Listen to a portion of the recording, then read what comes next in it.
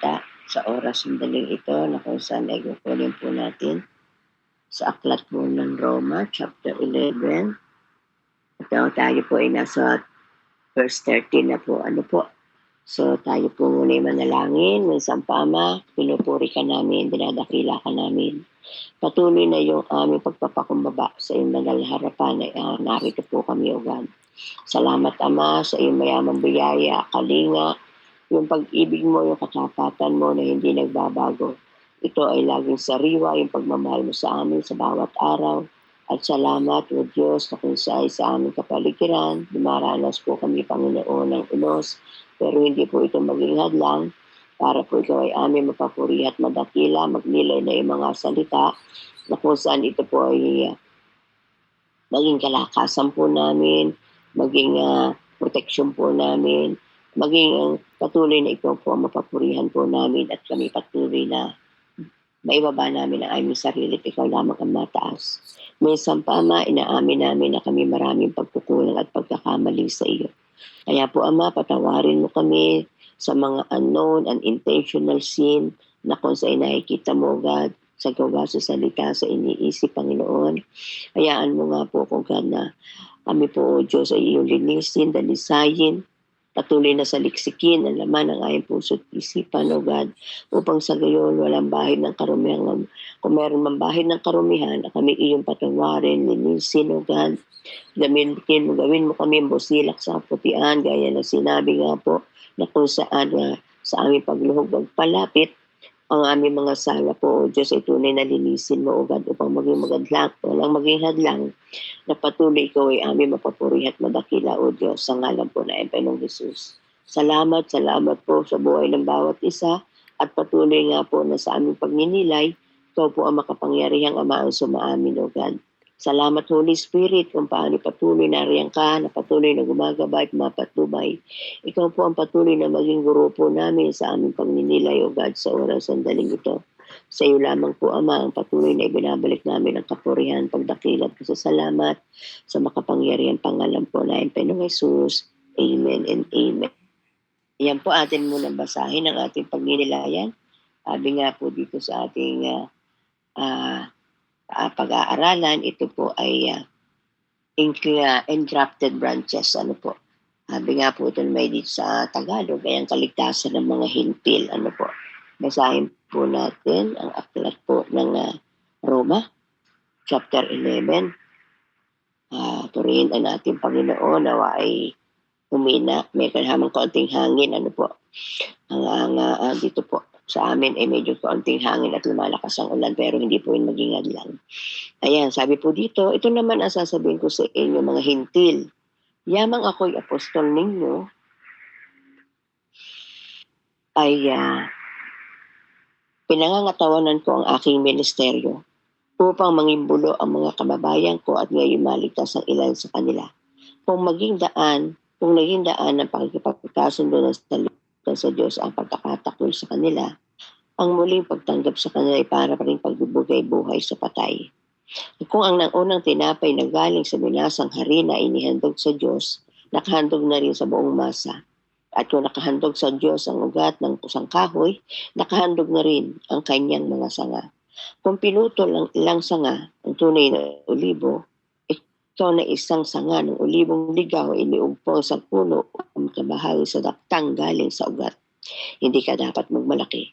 Alalahanin mo hindi ikaw ang may dala sa ugat, ang ugat ang may dala sa iyo. Sasabihin ko naman, pinutol ang mga sanga upang ako iugpong. Totoo yan. Pinutol siya dahil sa di nila pananalig sa Diyos. Ngunit, iniugpong ka dahil sa iyong pananalig sa Kanya, kaya't huwag kang magmataas, sa halip ay matakot ka. Sapagkat ang mga katutubong sanga ay hindi pinanghinayangan ng Diyos. Hindi ka rin panghihinayangan. Dito makikita natin ang kamutihan ng Diyos at ang kabagsikan niya. Mabagsik siya sa mga di nananalig sa Kanya. Subalit mabuti sa inyo kung mananatili kayo sa Kanyang kabutihan. Kung hindi, ikaw may pagpuputulin ang mga Hudyong nag-idugtong uli kung hindi sila mamatigas sa kanilang mga di pananalig sapagkat may kapangyarihan ang Diyos na gawin iyon. Nung ikaw ay sanga ng olibong ligaw ay ugpong sa tunay na olibo kahit laban Sa likas na panaraan, gaano pa kaya ang sanga ng tunay na olibo na hindi maipong sa talagang puno? Maraming salamat po, O Diyos, sa iyong kapangyarihan at sa iyong salita na patuloy na sa oras sandaling ito, God. Yung hiwaga nito ay maunawaan po namin, O God. At sa tulong mo nga po, Holy Spirit, ito po, O Diyos, ay mapagnilayan namin para sa ikalulwalhati ng iyong banal na pangalan, O Diyos. Salamat, salamat, Ama ko. Salamat, Holy Spirit. Thank you, Father God, sa buhay po. Muli na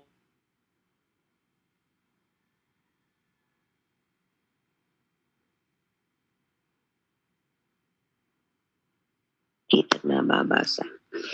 Alam niyo po kasi ay sabi ko nga ikagabi bago matulog, ito po ay aking binasa na dahil yung ating sapating mga pagninilay ay yung kung ano yung topic ay kasama po yan sa aking Bible reading bago magpahinga. Ano po.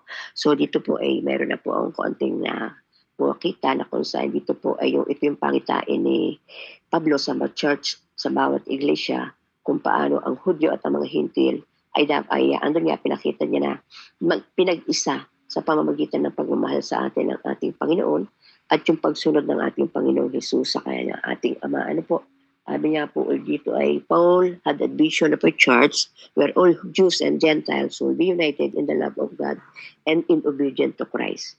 Sabi nga po, habang sinusunod po yung batas na ibinigay ng ating Panginoon kay Moises, ang yung mga iglesia daw po naman, tayo sa panganahonan ay tinitingnan natin ang ating Panginoong Hesus lamang, ano po, na siyang nagbigay sa atin ng kaligtasan sa ating kapanahunan. Sabi nga po yung mga kumbaga yung mga background social status ng mga Hintil at ng mga Hudyo ay andun nga po na kung saan ay mahalaga na kung saan ito'y makita natin sa pamamagitan ng ating pananampalataya. So walang iba para sa ating Panginoong Hesus. Ano? Sabi nga po, hindi po kumbagay andun yung batas, pero dapat makita po natin yung mga laws na ibinigay ng ating Panginoon. Pero andun nga po na kung saan ay ito naman din po ay kung saan ibinigyan katuparan na nga po ng ating Panginoong Hesus sa kanya nung siya ay magkatawang tao. Sabi po sa Galatia chapter 3 verse 28, ang sabi po dito ay wala nang pagkakaiba ang Hudyo at ang Grego, ang alipit at ang malaya, ang lalaki at ang babae. Kayong lahat ay iisa dahil sa inyong pakikipag-isa kay Kristo Jesus. Purihin po ating Panginoon.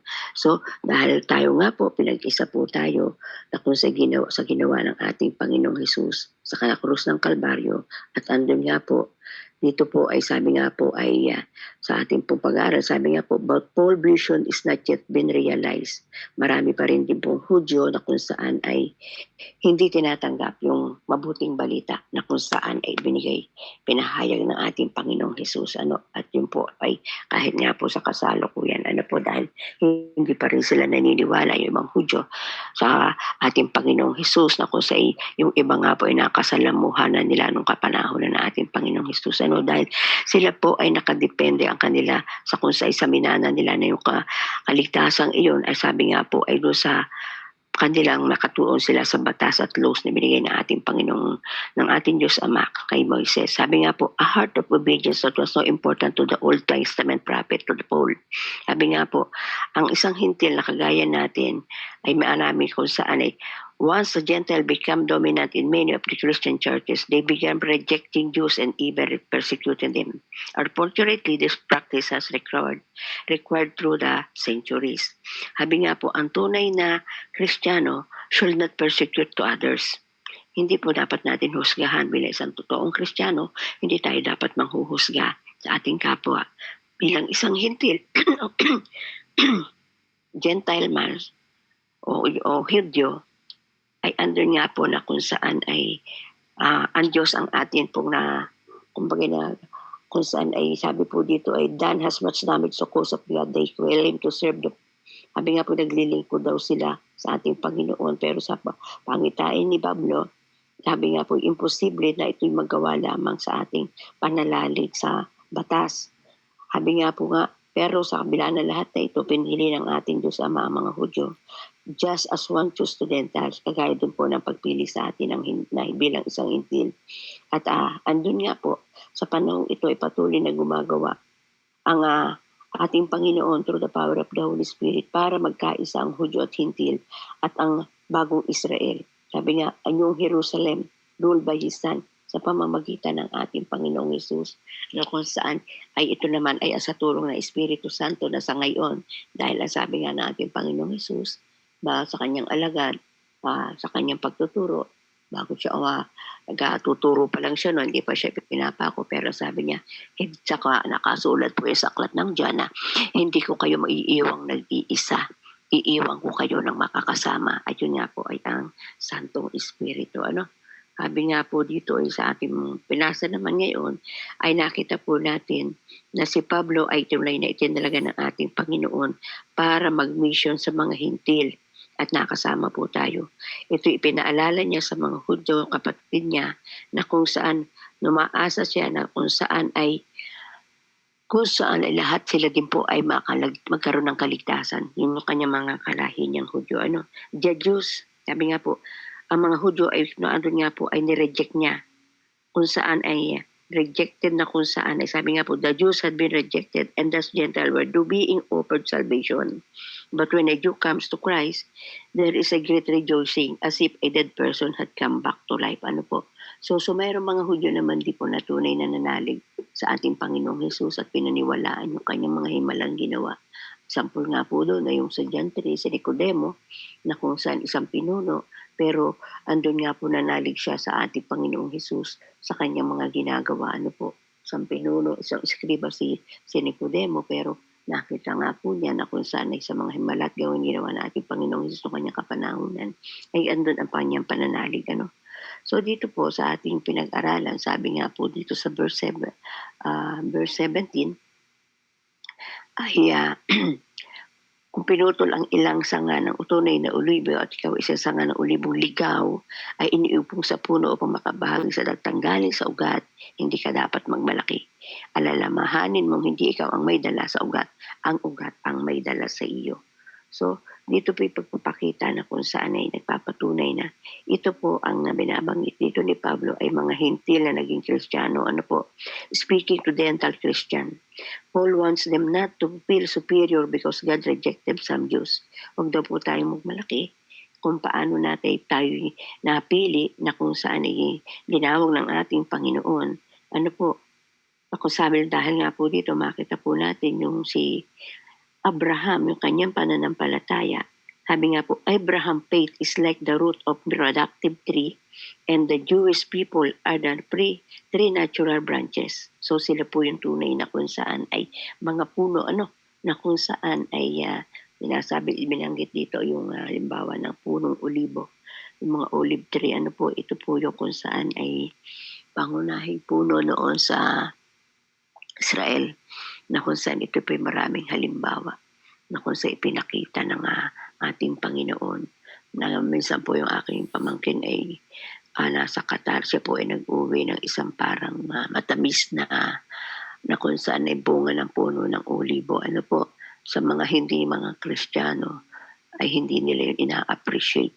Pero nung sabi nga po kasi nagdala siya, sabi niya, ba yung mga hindi makakilala sa ating Panginoon, mga hindi nagbabasa ng Bible, they are not appreciating it.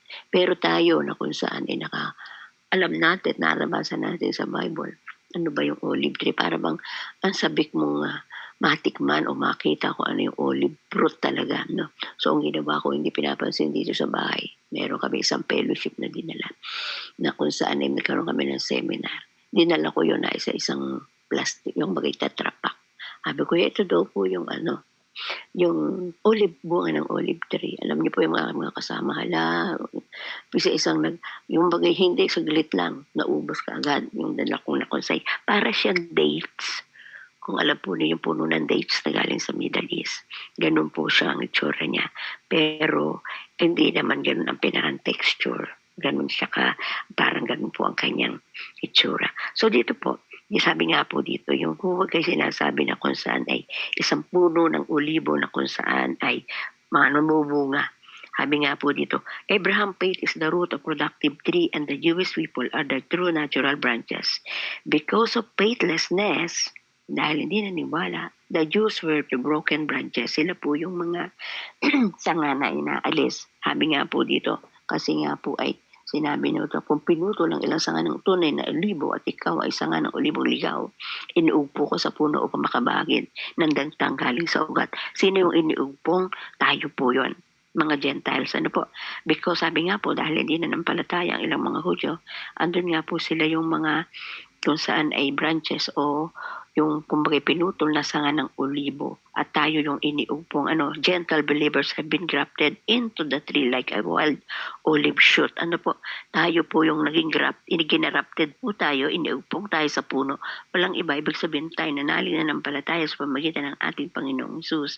Kaya po andun, tayo po, sabi nga po dito, ay because of weightlessness, the Jews were the broken branches, the dental believers has been grafted into the tree like a wild olive shoot. But Jews and the Gentiles share their tree's nourishment based on faith on God. Ayan, neither can rest or heritage or culture for salvation. So dito po ipinakita na dahil tayo po ay nauyupong sa puno sa pamagitan ng ating pananampalataya kay Jesus, kaya nga po tayo nababahaginan ng nourishment, ng biyaya na kung saan nakabase sa ating pananampalataya sa ating Panginoon, sa ating Diyos Ama. Through the power of the Holy Spirit, we believe on Jesus and to our Father God, so neither can rest on heritage or culture for salvation. Nagkaroon po tayo ng ganap na kaligtasan dahil iniugpong no? Tayo po, kumbaga andun nga po na tayo yung ikinabit sa puno na kung saan sabi nga yung dagtang galing sa ugat. Ano po yun, yung ating pananampalataya sa ating Panginoong Hesus ay tayo po ay nabibiyayaan ng biyaya ng kaligtasan ibinigay po sa atin. Sabi po dito sa kung saan ay tayo po ay magja-jump dito sa verse 22. Dito makikita natin ang kabutihan ng Diyos at ang kabagsikan niya. Mabagsik siya sa mga di nananalig sa Kanya, subalit mabuti sa inyo kung mananatili kayo sa Kanyang kabutihan. Kung hindi, ikaw may puputulin.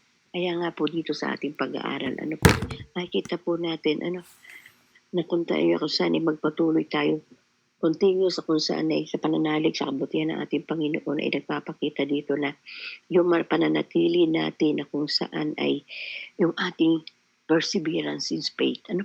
Yung ating patuloy na panaltaya at pananalig sa ating Panginoong Hesus. Yung patuloy na kung saan ay yung kumbaga yung pag sinabing steadfastness, yung kumbaga hindi tayo natitinag. Tunay na nalig tayo at ito yung pruweba na the reality of faith is by product of salvation, not means of it. Hindi lamang yung ligtas tayo, kundi ginagawa natin. Atin nga pong nagiging matatag po tayo na kung saan ay pruweba na ang katotohanan ng ating pananampalataya na kung saan ito ay product o bunga ng ating kaligtasan. Binigay sa atin ating Panginoon. Hindi lamang sa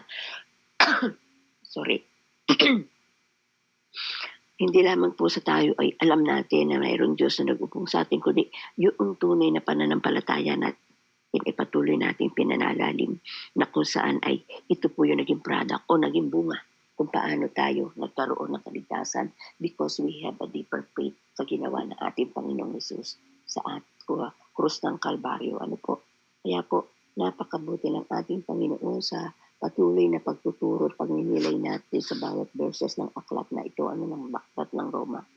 Ito po ay tunay na binabalik-balikan ko po ito lagi at lagi na lang itong aklat sa kabuuan po ng ating aklat na ito ay nakita natin yung hiwaga, yung kabutihan, kung paano nga yung karunungan kung saan ay talaga ipinakikita sa atin ng ating Panginoon. So, napakabuti ng ating Panginoon dahil sa kapanahunan ay tunay na siya po ang nagbibigay sa atin ng dunong patuloy na tayo ibinibigyan na patuloy na karunungan. Sabi nga po, dito makita natin ang kabutihan ng Diyos at ang kabagsikan niya. Mabagsik siya sa dinananalig sa Kanya. Subalit mabuti sa inyo. Sino yung inyo? Tayo yun, mga Gentile. Kung mananatili kayo sa Kanyang kabutihan, kung mananatili, mabuti sa inyo kung mananatili kayo sa kanyang kabutihan. Kung hindi, ikaw may puputulin. Ano po? Sabi nga po, yung continue in His kindness, magiging magpatuloy tayo sa kabutihan ng ating Panginoon. Refers to past perseverance. Nagpapatunay na kung saan ay mananatili tayo kung saan sa ating pananampalataya. At pag sinabi nga po, yung ating steadfastness is a proof of the reality yung katotohanan ng pananampalatayang iyon ay by product of salvation. Kaya makita po natin kung gaano nga po yung grace and mercy ng ating Panginoon ay ipinadama at ibinigay sa atin. Tayo nga po iniugpong sa puno na kung saan sinabi, binanggit nga po dito yung ulibo, na kung saan ay panginahin siguro na ito nga po dahil hindi pa natin nakikita kung ano itsura nun. Sa ating ibang mga kababayan, nakakapunta sa parting Middle East, nakakita nila yon. Pero tayo na hindi natin nakikita yon. Siguro mayroon din nun sa Oman, no, ako yung galing doon. Pero kasi doon sa farm na pinupunta ng amo ko ay panay dates o kaya hindi pa ako familiar noon na kung saan yung olive tree. Baka meron din doon sa farm nila, meron din olive tree. Hindi ko palang alam noon kasi hindi pa ako nagbabasa ng Biblia. So, yung mga kapatid natin, kapatiran natin na naando sa Middle East, nakikita nila yung talaga mga punong itong nasa sa Bible, they are blessed. Kasi mapapatunayan natin, makikita natin, ay ito pala yung binabanggit sa Bible. Ito pala yung mga kung saan na ginamit ng ating Panginoong Jesus sa kanyang mga illustration, sa kanyang mga pagtuturo, na kung saan ay yun yung ma-appreciate natin, na kung saan ay kung saan ay mga bagay na kung saan ay ginamit ng unang panahon. So, sa mga Christian natin, ng mga kapatid na kung saan ay naando sa ibang Middle East, na kung saan nakikita nila. Yung meron pa rin po sinasabi, yung fig tree, yung mga puno ng igos, isa din po yun sa kung saan ay makikita po natin na na-appreciate natin yung puno ng igos din po, kasi minsan ako naman sa picture ko lang nakikita, na kung saan ay sabihin na natin ay parang kung saan ay nananabi ka na kung saan ay makita yung mga ganong illustration na pinakita at ginamit sa banal nating kasulatan. Kasi nga po, ang bansa lang, yung bansang Israel ay ang tunay na pinagpala. Kasi yung mga pangunahing prutas doon, yun ang ginamit na illustration ng ating Panginoong Jesus. Kung dito nga sa atin naganap doon sa mga Pilipinas, hindi siguro yung mga mangga, mga lansones, yun siguro yung mga gagamiting illustration ng ating Panginoon.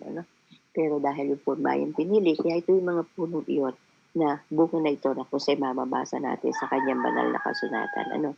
Kaya dito po makita po natin kung paano kabuti ang ating Panginoon. Yung continuous na kabaitan ng ating Panginoon. Sabi niya, continue in His kindness. Nagpapakita yung to steadfast. Yung hindi natitinag na pagtitya na kung saan pag hindi matitinag na ating pananampalataya na siya magiging proof na kung saan ang katotohanan ng pananampalataya natin ay byproduct of salvation. Ito yung resulta o ito yung naging bunga ng ating kaligtasan dahil meron tayong pananalig at pananampalataya. So, dito po sa ating pinagninilayan ay yung kung paano nga po tayo nagkaroon ng salvation bilang sanghintil. Tayo po alalahanin po natin na tayo lagi magpakumbaba. Dahil yun nga po tayo, sabi nga po ay tayo iniugpong lang. Kumbaga tayo ay binigyan lang ng ating pagkakataon na kung saan iniugpong tayo, na kung saan ay, dahil sabi nga, we have been grafted into the tree like a wild olive shoot. Kaya wala tayong dapat ipagmalaki, kundi lalo tayo dapat magpakumbaba. Panaligan ang sinasabi ng ating Panginoon. Wala po sa ating pong kaligtasang ito ay talagang true the steadfastness yung katib, kaya yung patuloy na nagiging steadfast po tayo, nagiging kung saan katotohanan na kung saan tinatanggap natin ang bawat turo ng ating Panginoon. May isang po, tunay na mahiwaga ang salita ng ating Panginoon. Sabi nga po ay salita ng ating Panginoon ay tunay napakahiwaga. Pero dahil si Lord lang po ang nakakaalam nito, pero sa ating pagninilay, sa bawat isa sa atin, meron pong yung hiwagang yun ng Panginoon, ng ating Panginoon ay ng salita niya sa atin, ipinaliliwarag at tayo po yung nakaka-meditate nun, bawat isa sa atin na ating tayo ang nagnililay.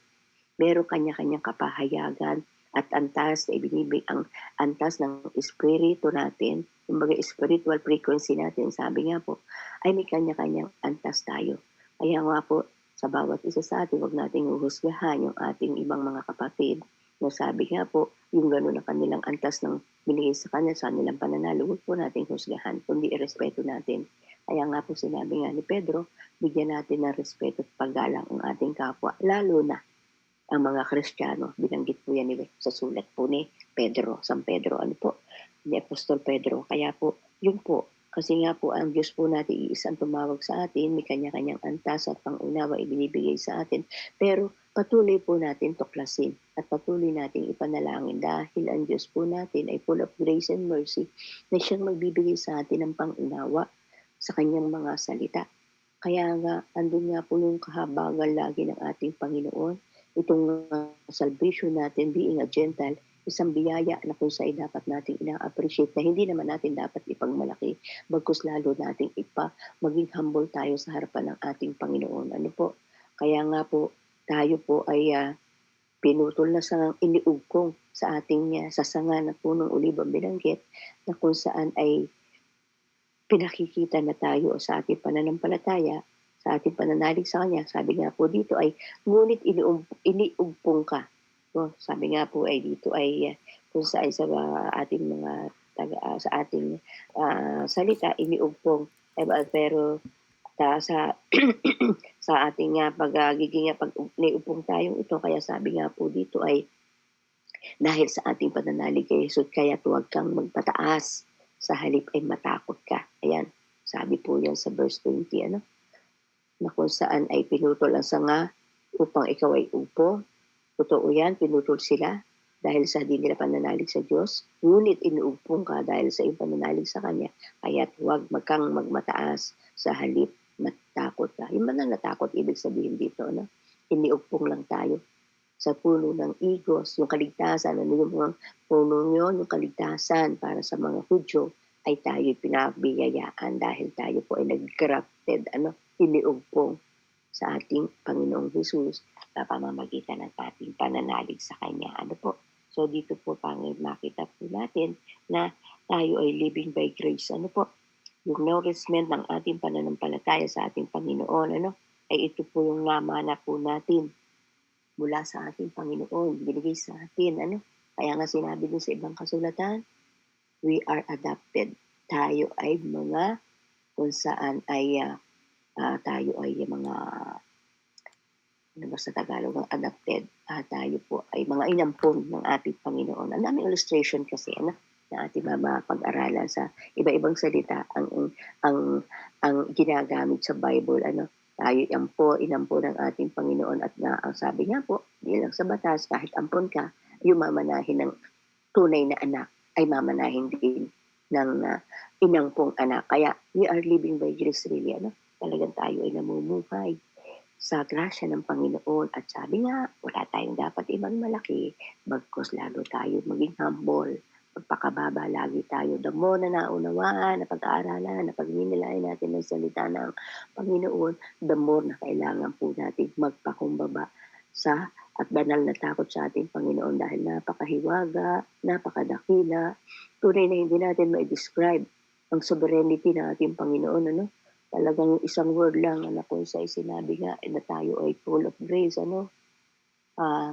sabi nga po yung full of grace, sabi nga po kung titingnan natin ang meaning ng grace ay unmerited favor, Hindi matapos-tapos na hindi matatapos na grasya ng ating Panginoon, Kaya po, salamat sa ating Diyos, sa kanyang salita na kung saan na ipinakikita sa atin dito na tayo po ay walang dapat ipagpalaki, Tayo po ay mga hintil na iniupong sa puno through the power of our faith sa ating Panginoong Jesus at tayo po ay may yung kaligtasan ngayon ay hindi po dapat natin ipagmalaki, bagkus magpa-humble down tayo, sumunod tayo sa ating Panginoon, mahalin ang kapwa, at yun po ang isang nakita ko dito.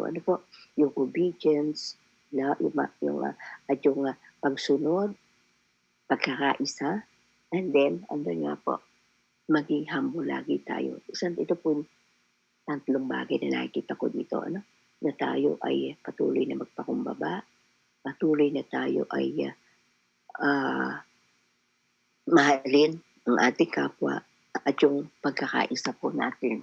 Isang bagay na kung saan makita po natin, alalahanin lagi natin, we are adopted children, tayo po ay mga ini-adapt ng ating Panginoong Diyos Ama sa pagitan ng ating pananampalataya, and we are living by grace. Pag sinabing grace, unmerited favor mula sa ating Ama na nagbibigay sa atin ng patuloy na biyaya at pagpapala. Sa lahat po, alam po, I do believe in every aspect, tayo po ay punong-puno ng biyaya sa kapangyarihan ng salita ng ating Panginoon na dapat natin lapong ina-appreciate at ibigay naman natin sa ating Ama ang dapat para sa Kanya. At yun po sa ating innermost being, sabi mo nga po, sa ating pag-aaralan ng minsan, ito nga po ay kung saan ay yun sa sa aklat naman ng Mateo, makikita kung tayo ay tunay na born again mula po sa ating inside and out. Kasi sabi nga po, kung ano yung lumalabas sa bibig, ay siya laman ng dibdib. Sinabi po sa ating pagninilay sa aklat ng Mateo. Kaya maging born again po tayo inside and out. Yung ating character and traits natin, maging born again din po at tayo. Alisin po natin ang pagiging pangmataas, makus lalo tayo magpakababa. Sa halimbawang pinakita natin Panginoong Isus mula sa kalangitan, bumaba siya dito sa lupa. Kinalimutan ang kanyang pagiging Diyos. Sinabot tayo para po sa kaligtasan bigay sa atin ng ating Diyos. Kaya patuloy po tayo natin sa malalim na pagninilay ng salita niya ay ang banal na Espiritu ang siya magtuturo sa atin upang yung hiwaga nito ay patuloy nating makamit. Salamat sa ating Panginoon. Tayo manalangin, dakilang Diyos, Ama namin nasa langit. Salamat sa hiwaga na iyong mga salita.